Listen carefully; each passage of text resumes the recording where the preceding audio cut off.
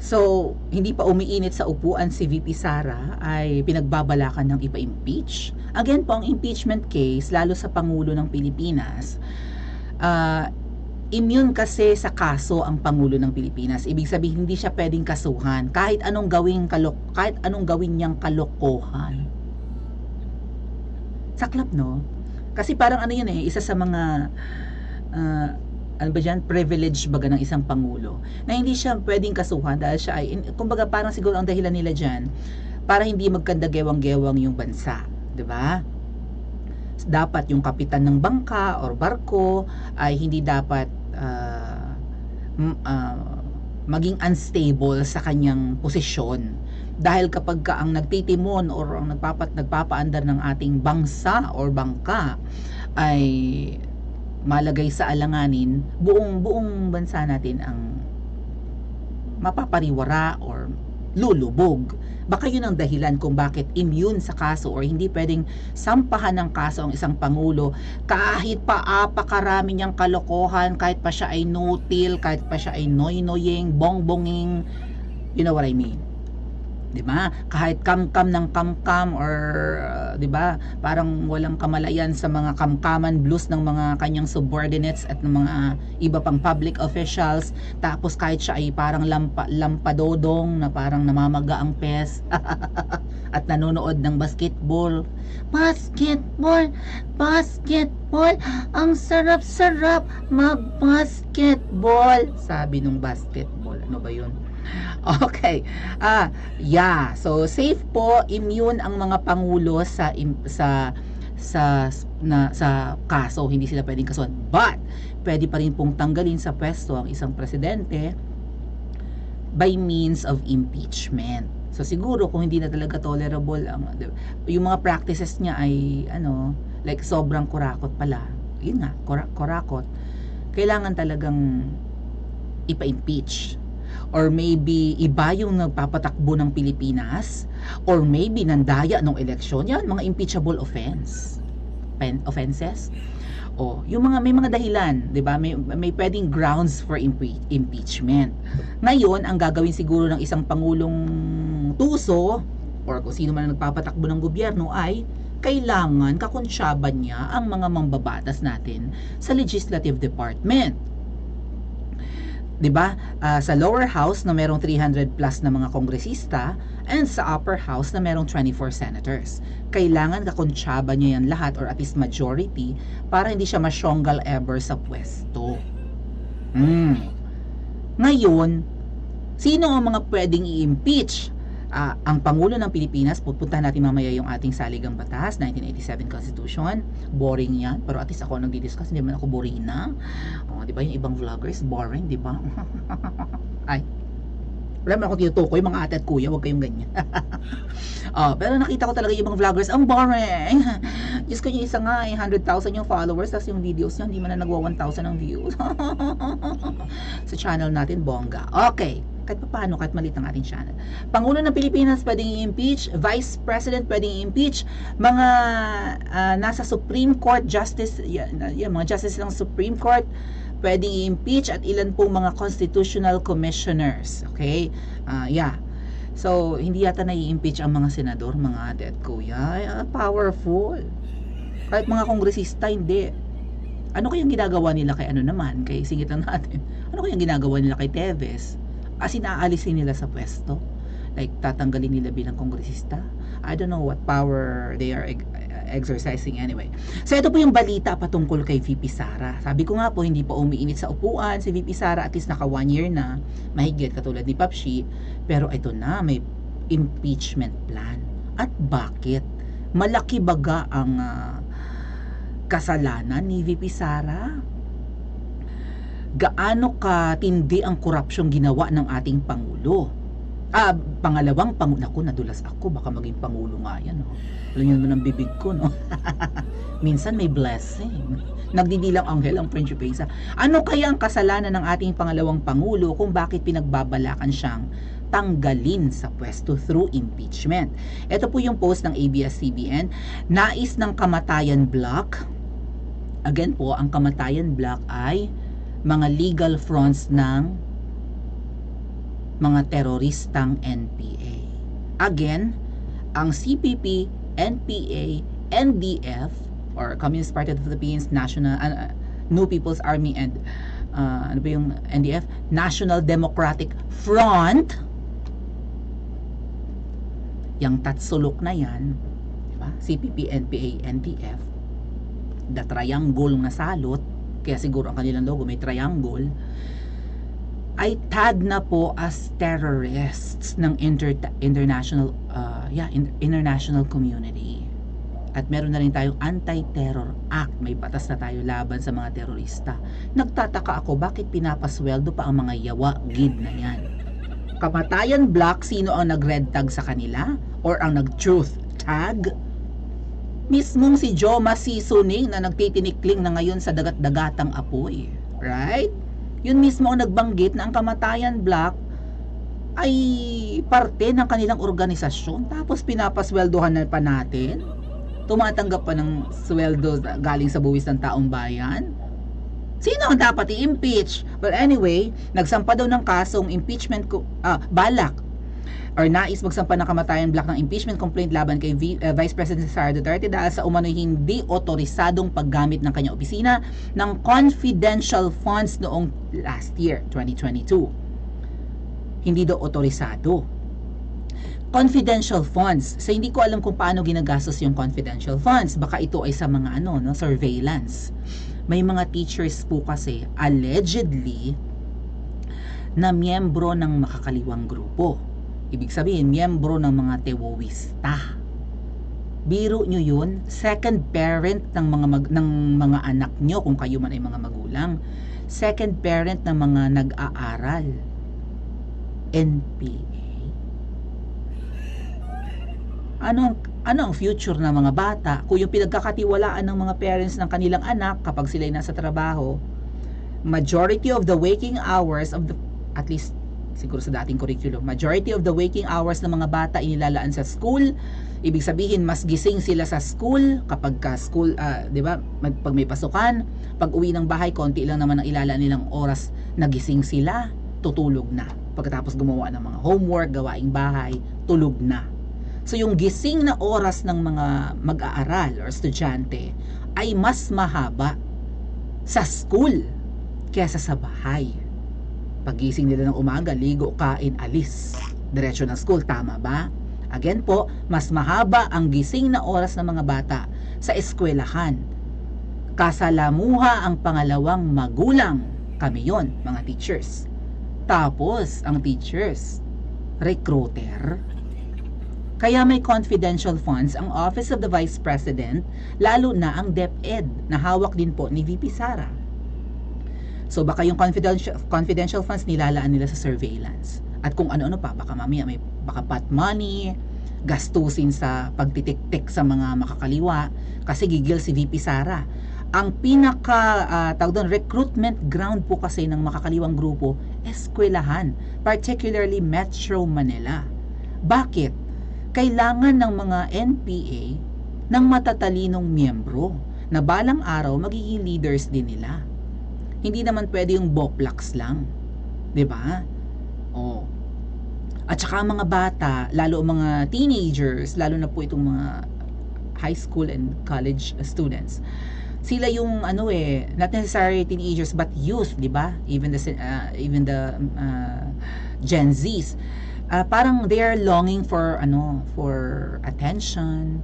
They want to feel like they belong. Gusto nila, ito yung mga edad na ramdam nila na meron na silang boses sa lipunan. So aggressive, active ang mga bata, 'di ba? Hyper, mataas ang energy, and unti-unti nang pinapakinggan ng lipunan ang kanilang opinion, ideas, 'di ba? Ganon. So, tsaka nag-aaral nahahasa. So, yung mga magulang naman at tsaka yung ibang adults busy na sa pagtatrabaho. Itong mga estudyante, feeling nila they are the sharpest minds, something like that, no? Kasi nga hinahasa sa school Kumbaga parang meron na aggressive ang mga bata. So, napakadaling rekrutin. Ang dali-daling akitin sa gadget, bigyan ng pera o sumama lang sa rally, di ba? Kaya maraming mga aktivista parang mga estudyante pa eh. O, bigyan ng gadget, yayain sa bundok magjugjugan, di ba? Kaya nga ginagawa daw ni commander na na parausan ang mga bagong recruits. Gusto rin nila magaganda. May kilala nga tayong apakaganda na NPA di umano, ang anak niyang gwapo, newscaster. Smallest particle ba yan siya? Kilala niyo ba yan? Kilala niyo ba yan? Ang nanay nun, ang ganda. Ang pangalan niya parang yung ginagawa natin kapag Christmas Eve. Ganon, pangalan. Sige nga, i-comment nyo sa comment section. Basta gwapo itong TV host na ito. Ang nanay daw niya makakaliwa. Ang nanay niya, ang ganda. Tangos ilong. Pangalan ng nanay parang ginagawa natin kapag sa gabi ng Christmas season. Anyway, yan po ha. So lumabas daw sa budget briefing ng COA or Commission on Audit na merong 125 million confidential funds ang OVP pero di umano ito kasama sa 2022 General Appropriation Act or GAA, kasi ang batas po ng bawat taon ang budget ng bawat taon ay magiging batas. So yung budget ng nakaraang taon, ayan nga po, yung 2022 General Appropriations Act. Bakit daw may 121 million? Actually po, mukha lang malaki yan kasi million. Pero ang budget po, again, ng DepEd, sa lahat ng departamento sa Pilipinas, DepEd ang may pinakamalaking budget. Magkano ang budget natin, pagpalagay natin ngayong taon? 4 trillion. Next year, 5 trillion. Kasi nga dadagdagan yung budget ng mga yawa ng mga politiko. Even yung travel ni Papshi, next year, na wala namang nagbunga sa mga travel niya last year, dadagdagan pa rin. 'Di ba? 1,000 times ang budget ng opisina ni, hindi lang sa travel, pero ang opisina ni Papshi, ng Pangulo ng Pilipinas, parang 1,000 times daw ng budget dati ni Tatay Digong. Nilakihan ng bonggang-bongga. Ngayon, kung 5 trillion ang budget ng DepEd, budget ng Pilipinas next year, magkano ang mapapapunta kay VP Sara? Aabot po yan ng halos 1 trillion. Ganun kalaki. Bakit? Nasa saligang batas natin yan. Ang pinakamalaking budget ng gobyerno ng Pilipinas ay dapat, ang may pinakamalaking chunk dapat sa budget ng Pilipinas taon-taon ay ang DepEd, Department of Education. Parang parang 1/4. Tansya ko lang 1/4 yan ng annual budget. Kaya po papatak yan talaga ng 1 trillion mahigit or 1/5. Malaki yan. Kung magdo-draw tayo ng pie, 'di ba? Parang 2 slice ng pie ang napupunta sa DepEd. And then yung ibang departamento maliliit lang yan. Like DILG, DOH, ganoon, 'di ba? DENR, lahat ng mga DDD. DSWD, puro maliliit yan. Ang pinakamalaki, DepEd. Bakit? Kasi gusto ng Pilipinas na pag-igihin ang ating edukasyon. Kaya nga ang pinaka-ultimate request ko kay VP Sara, at sana makarating sa kanya, lakihan niya ang budget ng sweldo ng mga teachers. Although dinagdagan na po yung sweldo ng mga teachers sa panahon ni Tatay Digong, I think, malaki na ngayon nadagdagan, di ba? Pero mas malaki yung sa mga pulis. Sa mga pulis, 30 mil mahigit Sa mga teachers, mga 20. Public teachers at least. Sana madamay na rin yung mga private teachers. Ay kaya lang, yung ibang mga may-ari ng school na pribadong individual corporation, ayaw nilang dagdagan ang sweldo. Kaya talaga ang target ng mga teachers na katulad ko, 1 year experience, 2 years experience lang po sa private, magtitake na ng licensure exams, and then mag-apply na sa public. Kasi malaki ang sweldo sa public. At dahil malaki ang sweldo sa public school, malaki ang ilalaang budget ng Pilipinas sa departamentong hawak ng DepEd Secretary. Since malaki ang budget, VP Sara, sana dagdagan pa para kaakit-akit namang talagang, 'di ba? Tsaka maraming naghahangad na, ang dami pag tinanong mo mga bata ngayon, ang gusto nila maging teacher one day. Ayaw nila ng mga sobrang maraming math na subjects, katulad ng mga engineering, architecture, ganyan. 'Di ba, accounting, mas gusto nila maging teacher pero hindi nila alam napakahirap po ng educational program or course. Isa sa pinakamahirap kahit po sa mga board exams ang profession ng mga teachers. Hindi pwedeng iisa lang ang alam ng teachers, dapat lahat, everything under the sun. Dapat may alam kahit konti ang teachers, dapat one step ahead of everybody ang teachers. So yun, so sabi ko kapag kanilakihan ni VP Sara, nagkaroon nga ako ng hope. Sabi ko si VP Sara ngayon yung ating DepEd Secretary, hindi na yung matandang by the book. Si Liling Briones yung pinalitan ni VP Sara. Yun kasi parang wala lang. Parang lang, makasagwan lang, right? Okay, basta umabante lang tayong konti. Pero yung sabihin mo, they'll go in a different maybe path na mas mabilis. Yung bold yung pagdedesisyon, matanda kasi yung Liling Briones. Panahon pa yun yun hanggang ni PRRD eh. So wala talagang basta lang, kumbaga magtatrabaho ka lang 8 hours a day as empleyado ng gobyerno or as DepEd Secretary and then uwi ka na rin. Walang drastic changes baga, parang ganon. Walang bold moves. Kaya nga si VP Sara natutuwa ako kasi bata pa siya. Kahit na siya binabatikos na wala naman daw siyang master's degree, wala daw siyang doctorate. Yun yung mga banat kay VP Sara eh. Wala daw master's degree, walang doctorate degree. Hindi daw siya inclined sa educational as academe. Hindi siya teacher eh. Ay kung hindi teacher, hindi sana ipinagbawal yan sa pag-a-appoint ng Pangulo. In-appoint siya ni PBBM eh. Ang abogada yan. Ang mga abogado, mga lawyers, magagaling po, lalo sa writing. Ay matatalino ang mga abogado. Anong kinokontra nyo kay VP Sara? Tapos hinahanapan nila ng butas, yan nga 125 million daw. Kumpara nyo sa napakalaking budget ng DepEd. Pagpalagay mo 1 trillion mahigit, baka 1.5 yan next year. Trillion ang pinag-uusapan. Ilang bilyon meron sa 1 trillion? 1,000 bilyon. Ilang milyon sa 1 bilyon? 1,000 milyon din. Ang laki-laki ng budget. Ito, putal, yung 125 million, ang liit yan kumpara sa napakalaking budget. Ngayon, maaari may mga taong siniset up si VP Sara para ma-impeach. Maraming traidor, VP Sara, kahit sa departamentong hinahawakan mo. Lalo't ikaw wala kang background sa pagpapatakbo ng, 'di ba, ng ganyan, eskwelahan. Hindi ka part ng academe, hindi ka teacher, hindi ka principal, hindi ka profesora. Maraming magpapaikot-ikot sa ulo ni VP Sara.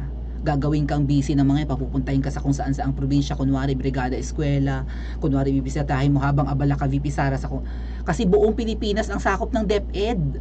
May public school mula norte hanggang Mindanao. So iikuti ni VP Sara yan. Malaki ang responsibilidad ng ating pangalawang pangulo. And huwag nyo kalilimutan, co-vice chairman pa po siya ng NTF-ELCAC. Pangalawang pangulo pa yan. 3 trabaho nga kung tutusin.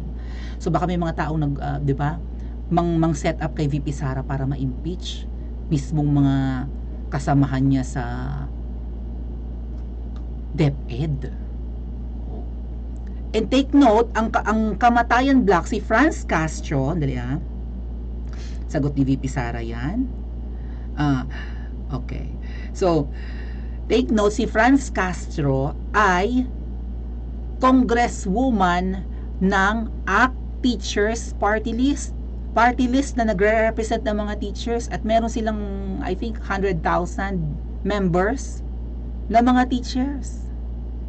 Yung ACT Teachers Party List, ang dami nagpapamiyembro mga guro doon, hindi nila alam yung ACT Teachers ay kamatayan block. Part ng kamatayan block ang ACT Teachers Party List na gustong magsampa ng kaso kay VP Sara. Siniset up talaga ang ating pangalawang pangulo. Ngayon, ano sa tingin nyo, guilty si VP Sara sa ibinibintang sa kanyang 125 million na ito? Panoorin mamaya ang sagot ng ating pangalawang pangulo. Meantime, mag-like and subscribe po. Huwag kalimutang pindutin ang bell icon at ang all na options para every time na nag-vlog ang iyong prinsesa ay i-update kayo ng YouTube.